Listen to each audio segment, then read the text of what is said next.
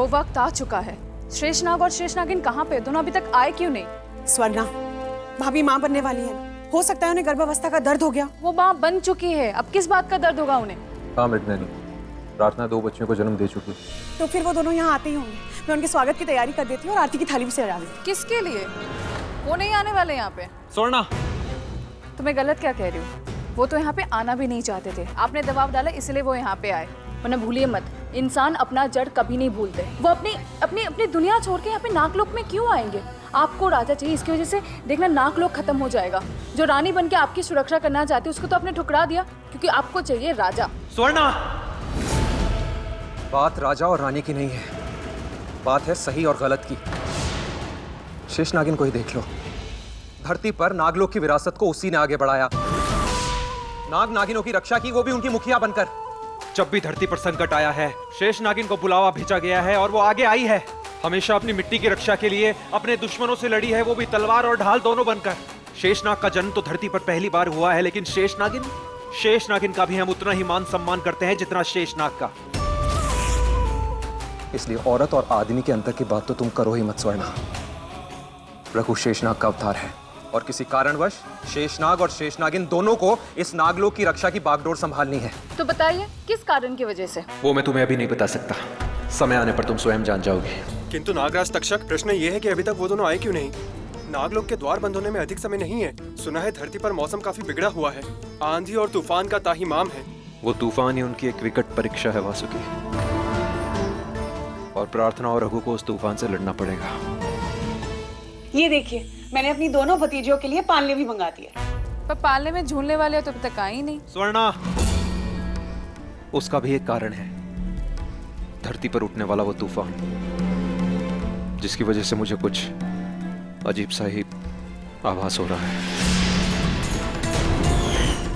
नागराज, कहीं कुछ गलत तो नहीं हो रहा? वासुकी, यूं तो रघु और प्रार्थना में बहुत प्रेम है, किंतु जितना उनका प्यार है उतने ही उनके कर्तव्य भी। और कई बार प्रेम और कर्तव्य आपस में टकरा जाते हैं और कर्तव्य प्रेम पर भारी पड़ जाता है। ऐसे संकट के समय में अपनी जिम्मेदारियों से मुंह मोड़कर कोई दूसरे रास्ते तो नहीं चला जाता ना। आप कहना क्या चाहते हैं? वो दोनों धरती को बचाएंगे और यहाँ नहीं आएंगे? ये तो मैं नहीं जानता कालिया, लेकिन भगवान से इतनी विनती जरूर कर सकता हूँ कि शेषनाग और शेषनागिन अपनी जड़ों में वापस लौटें, उस स्थान पर वापस लौटें जो भगवान ने उनके लिए सुनिश्चित किया है। हे त्रिकालदर्शी शिव शंभु, रघु और प्रार्थना को वापस नागलोक भेजिए प्रभु, वापस भेजिए। हर हर महादेव।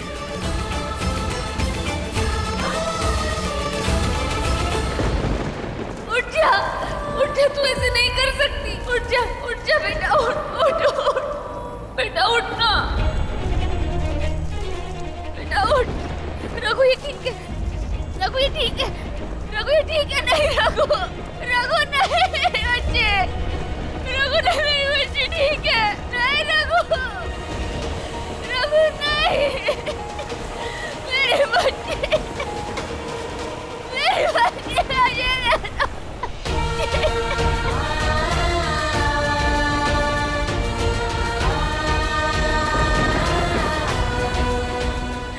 बच्चे।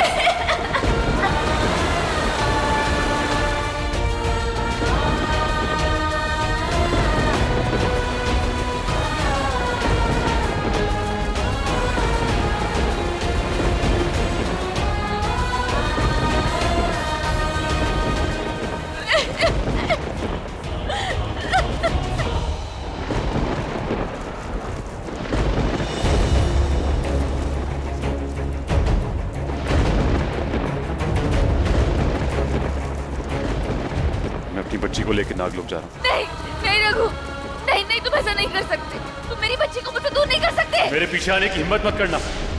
मैं अपनी दुनिया में अपनी बेटी के साथ रहूंगा और उस दुनिया में तुम्हारे लिए कोई जगह नहीं। नहीं रघु, मेरी एक बच्ची मुझसे पहले ही छिन गई। मेरी दूसरी बच्ची को मुझसे अलग नहीं करो रघु। मेरी बच्ची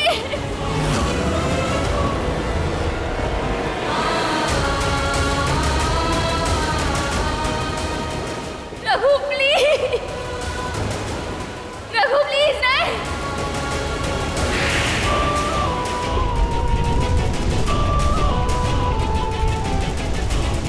नहीं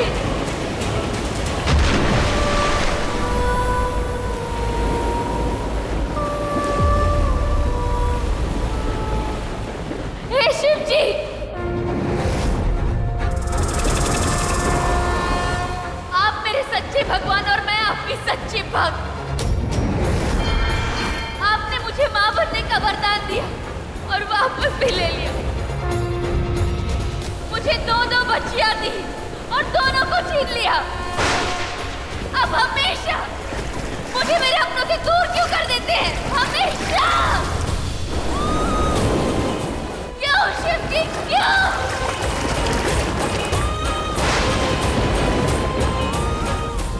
शिव जी, आपने इतना दर्द दिया कि अब दर्द महसूस ही नहीं होता।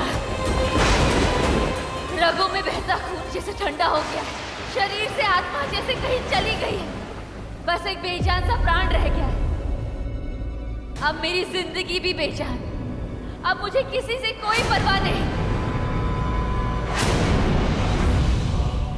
अब ये दर्द ही मेरे जीने की वजह बनेगा।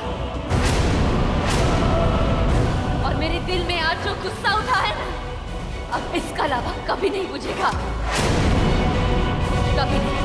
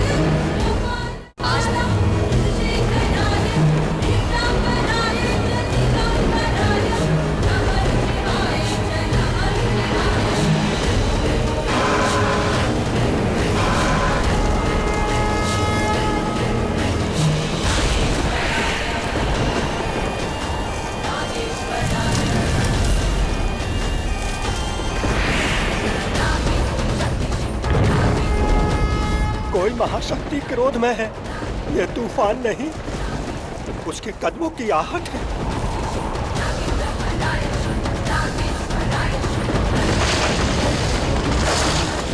हे भोलेनाथ, रक्षा करो। हे भोलेनाथ, रक्षा करो। हे भोलेनाथ।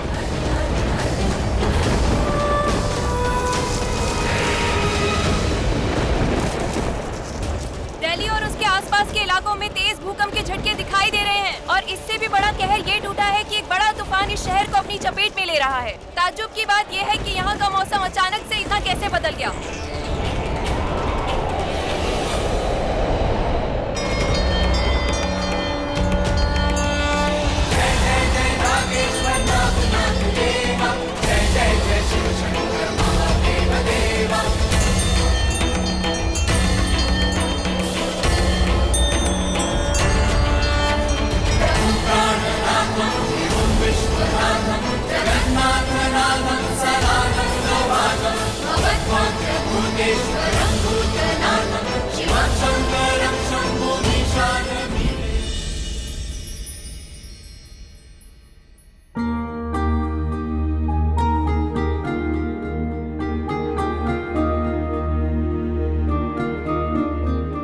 वाहिगुरु, क्या मेरा दामन हमेशा ऐसे खाली ही रहेगा?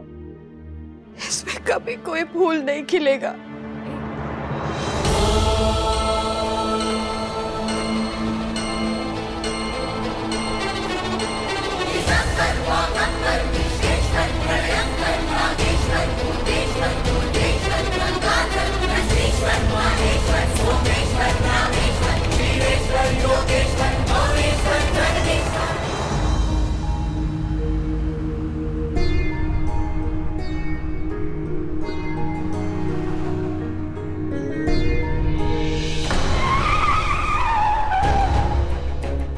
शमू, क्या हुआ?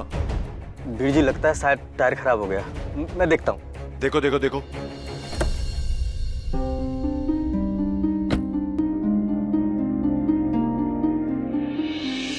कल जीते इतना दुखी मत हो, उम्मीद मत छोड़।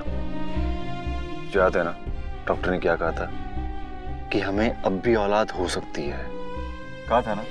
आप कुछ भी बोल रहे हो, आप अच्छी तरह जानते हो कि डॉक्टर ने कहा कि हमें कभी औलाद नहीं होगी।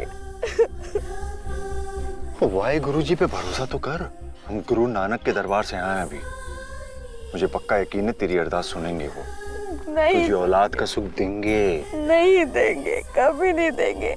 आज तक मुझे भगवान ने कुछ नहीं दिया, मेरा उनसे पूरा भरोसा उड़ गया है। अब भी नहीं दिया, अब क्या देंगे? मैं नहीं मानती।